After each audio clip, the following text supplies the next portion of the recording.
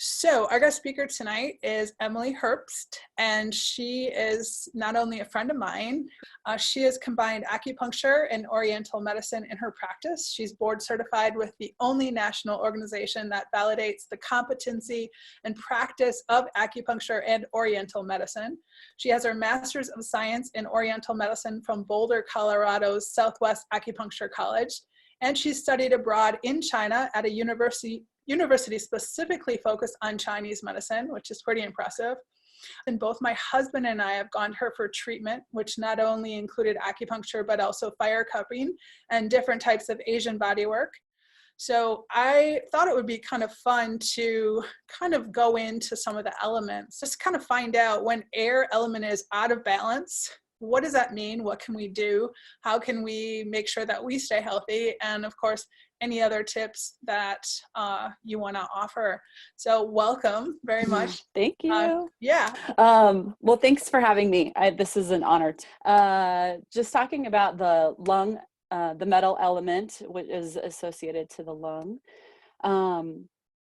They're pretty obvious when you know that things are out of balance, right? Like, so people who are born with like asthma or allergies even can kind of be one, but it's not just the lung. It's the association of the other organs with it as well. Okay, so I need to jump in first of all and say that I obviously don't know very much about this topic because I thought it was the air element, but okay, so it's the metal element. It's okay. Totally fine. Well, you're in, air is your thing. Like that's the lungs is what we use the air as oxygen, and that's how we survive, Okay. So is air also called metal, or is it different? I feel like I think it kind of depends on, like, that's what we learned in traditional Chinese medicine.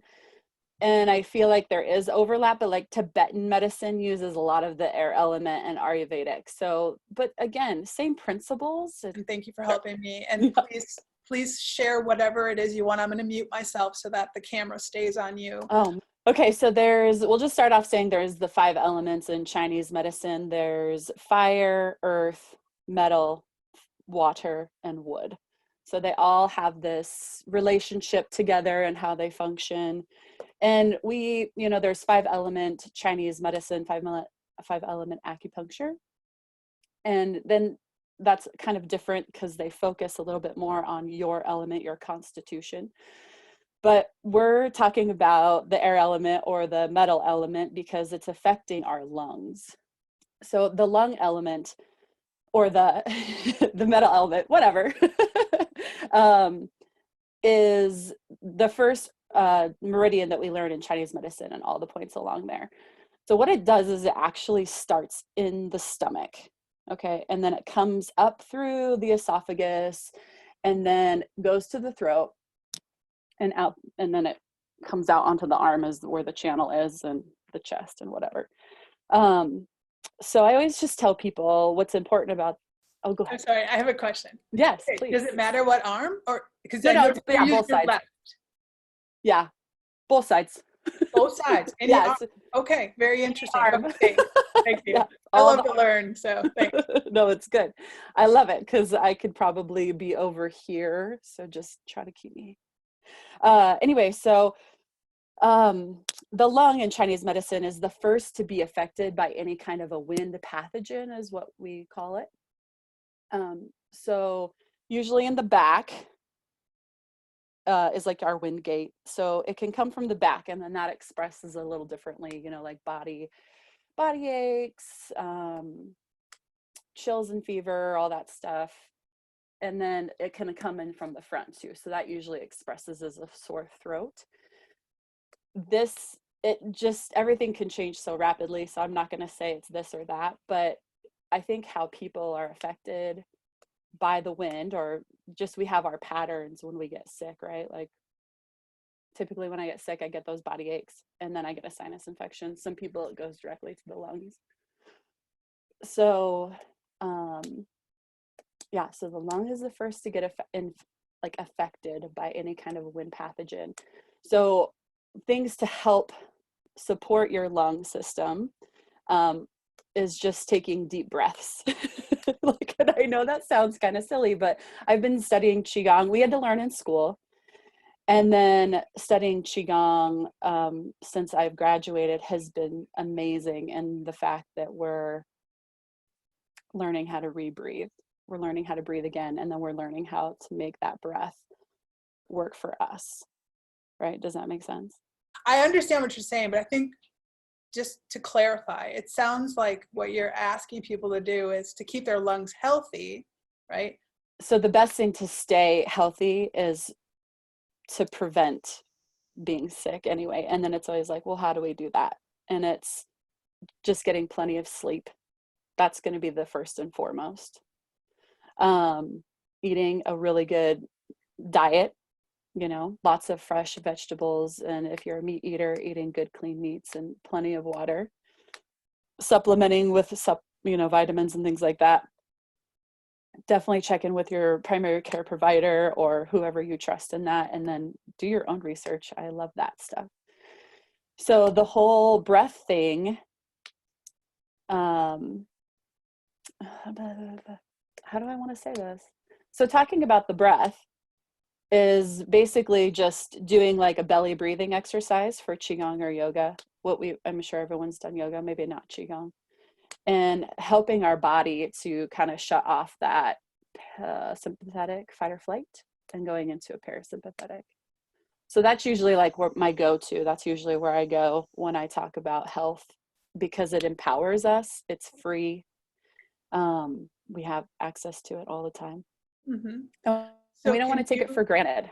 Can you share like something easy and a little bit quick, perhaps, that would be helpful, that would help keep our lungs healthy, that would have to do with breath, that ties in maybe with a exercise or something that we can do that may be Qigong related or something that you learned? Absolutely.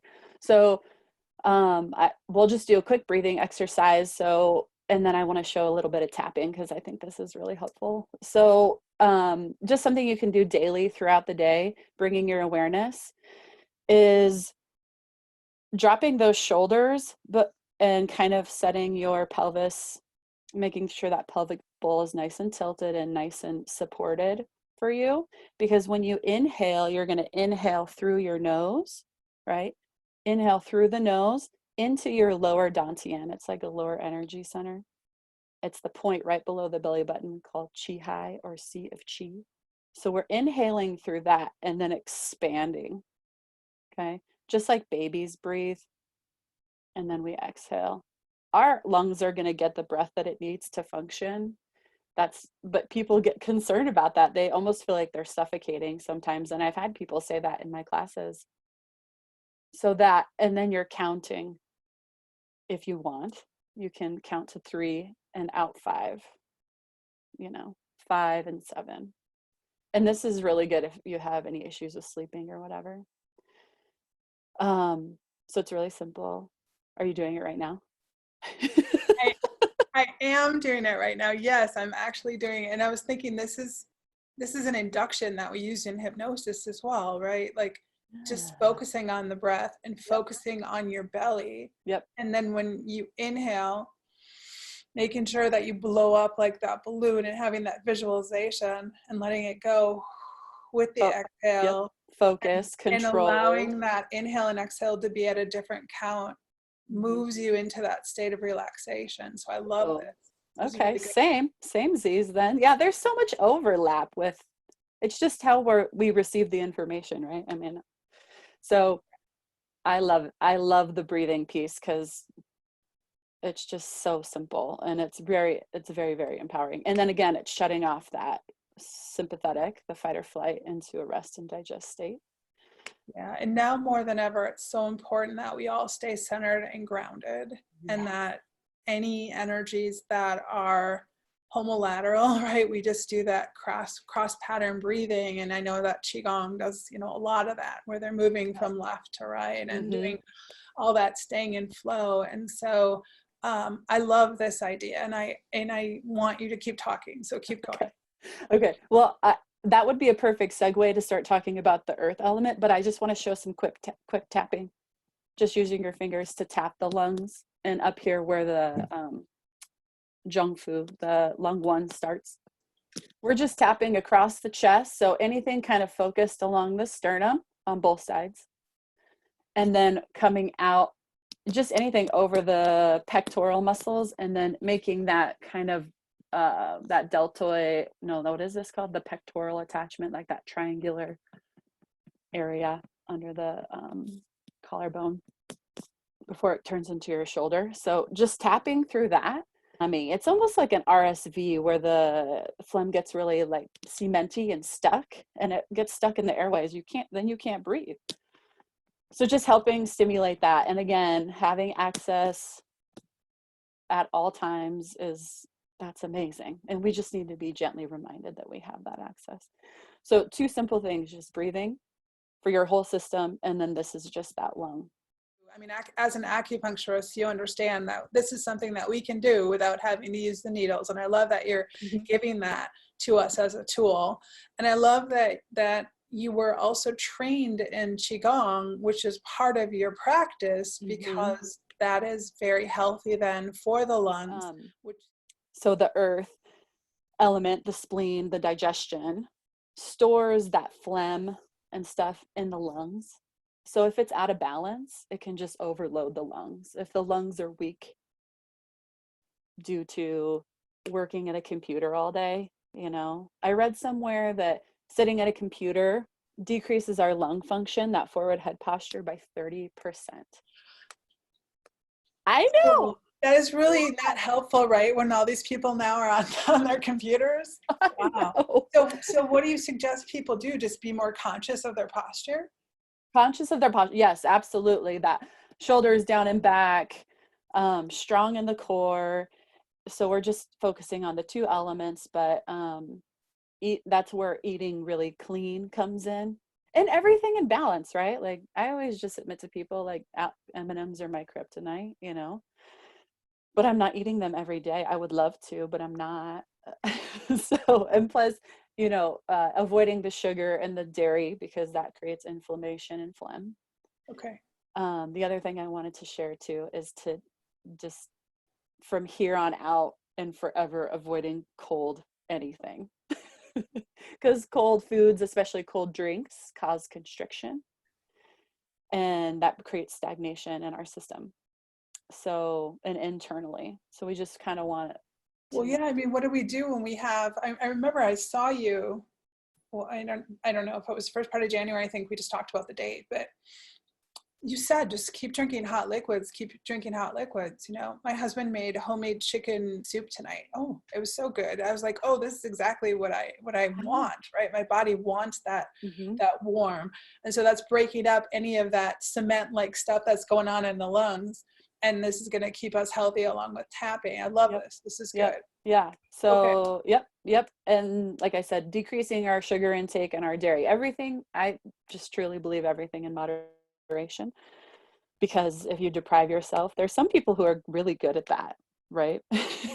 That's a whole nother thing, but I love everything way too much. I think that's my earth element, is just like, oh, give it to me. I want to hang on to it forever.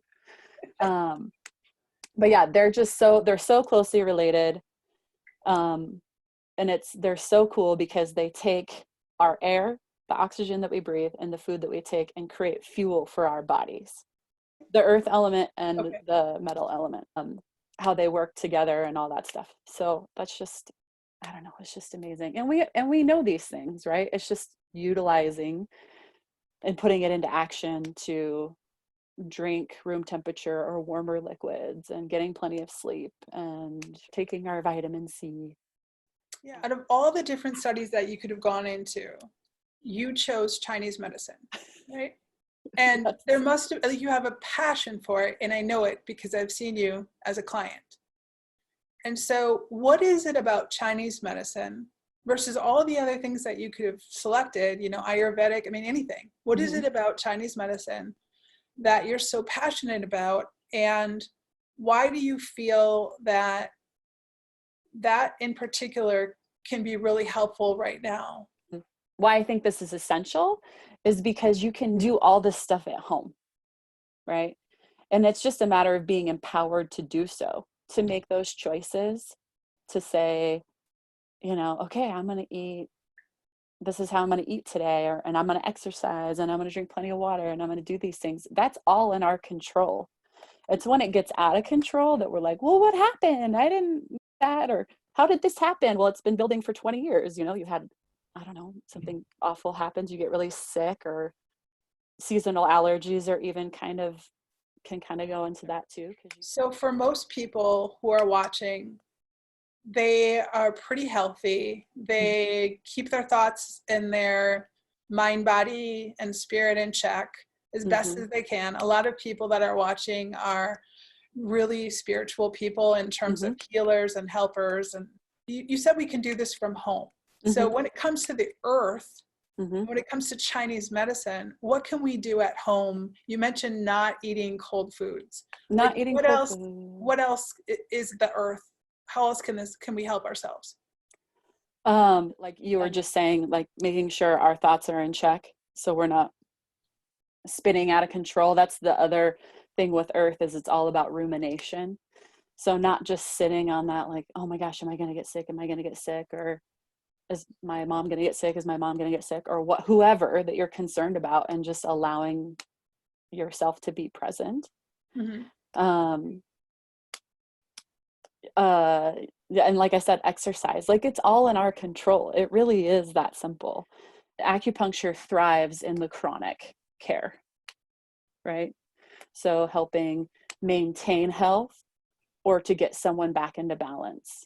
And again, I always tell people acupuncture is not indigenous to our culture. So it's hard to have people see both of us. Like if you're really sick, and again, I wouldn't want this anyway, but like if someone's really sick and in the hospital, and then like coming to see an acupuncturist at the same time, like it's kind of one or the other here. But what I loved about you is that you came in and you said, this is what I'm seeing, this is what I'm noticing, and this is what's out of balance. And, you know, the spleen is such a big indicator here as far as, you know, if it's imbalanced in any way. So for people that are starting to feel themselves slipping a little bit, what tips do you have for them when they're actually experiencing this, when they're in it, when they have that cementy like mucus, that really bad fatigue, that down and out? And by no means is this medical advice. It's just, you know, based on my own personal experience. I know that you can't give medical advice either, but what is it that you would say, well, if it was my husband, this is what I would recommend. This is what I'd suggest. If he was sick, yeah, we'll just hypothetically say he's sick. Yeah. I would make him stay in bed and just rest, and doing really good, clean bone broths. You can make your own super easy. They have really nice ones out at the store, because I can't imagine you're going to have much of an appetite but you need something. Tons of water and the tapping. So my son had RSV, and it was scary because it's the same kind of thing, like that thick, cementy mucus. And I put his face in front of a diffuser because he just laid so nice on my shoulder, and I tapped him all day and watched Netflix. So it was great. Oh, I love that. Now, when you say drink a lot, you're referring to warm water, right? Yeah, if you can get that down, definitely nothing cold. And any kind of, you know, I love fresh ginger, honey, lemon, cinnamon. I think that if you have some, you know, brandy or something, like, because alcohol is super moving in Chinese medicine, I'm doing the circulation. So I have a couple of friends, and they just started drinking toddies essentially. And they were like, oh my gosh, why didn't I think of this? This feels so good. Because it just helps circulate the lung qi. It helps warm, because this is complicated. It's a virus, right? So it's inhibiting the circulation with the mucus. And then you are decreasing your appetite is being decreased because of the mucus, because you're probably swallowing it without really knowing it. And then that acts as food, like your spleen and stomach just are assimilating that and you're not getting any nutrition from it. So staying warm, lots of warming herbs, aromatic herbs. So like cardamom, ginger, turmeric. Okay, that's good. That's helpful. You're giving specifics. Cardamom, ginger, and what did you say? Cinnamon? Cinnamon, turmeric, things that are nice and warm. Okay, so is there anything specifically that we can do food-wise or earth element-wise or tapping or anything for the spleen? Yeah, so the each element has a color associated with it. So yellow is the earth element. So I always think of squash, summer squash. I'm trying to think of anything that's like nice and warm, anything that's pre-pureed, like butternut squash soup, sweet potatoes. Yeah, is there anything that we can do do people tap on the spleen, or do I don't know much about the spleen, that's why I'm asking this question. Right. I did a Qigong class on Monday and I was talking about the lung and the spleen relationship a little bit. And so we did some massage on the spleen channel because it starts on the outside of the big toe and then travels up the inside of the leg. So even if you're just massaging kind of that point right below the knee on the inside, it's pretty much tender on everybody. And just massaging up against the bone, you're going to get some liver and you're going to get some spleen, but you can tap that way. Massaging just like clockwise massages on your abdominal cavity. It's okay to touch yourself, right? I think too, well, we've learned that it's not. We need self-care now more than ever, for sure. Absolutely. Well, becoming more aware of my posture. So it's really, really helpful in terms of becoming more aware of what's important, right? Like what I like about this is that everything that you've said tonight, it gets us back into really following our intuition in terms of what is it that our body needs? How can we feed our body what it needs during this time in a way that nurtures both that metal element and that earth element? And as you said, there's others, but I wanted to have you focus specifically on those things. And I like that you brought in some kinesthetic activities that we can do in addition to the food, so that when we're watching TV or when our kiddo is not feeling well, there is something that we can do where we are feeling like we're at least making a difference to ourselves and to our child. So thank you. Yeah. If anything, I always just tell people it's free and it can't hurt anything, right? Yeah. All we can do is try. Yeah, for sure. For sure. Well, is there anything else that you want to share before we wrap up? I appreciate your time. Yeah, no, thank you so much for having me. I just have so much information that I want to share with everybody, and I really appreciate that. Yes. So thank you very much, Emily. Thank you very much. Yeah, thank you so much. Thank you everyone for tuning in, and just stay healthy, be well, and we'll talk again. Thanks, guys. Have a good night. Bye. Good night.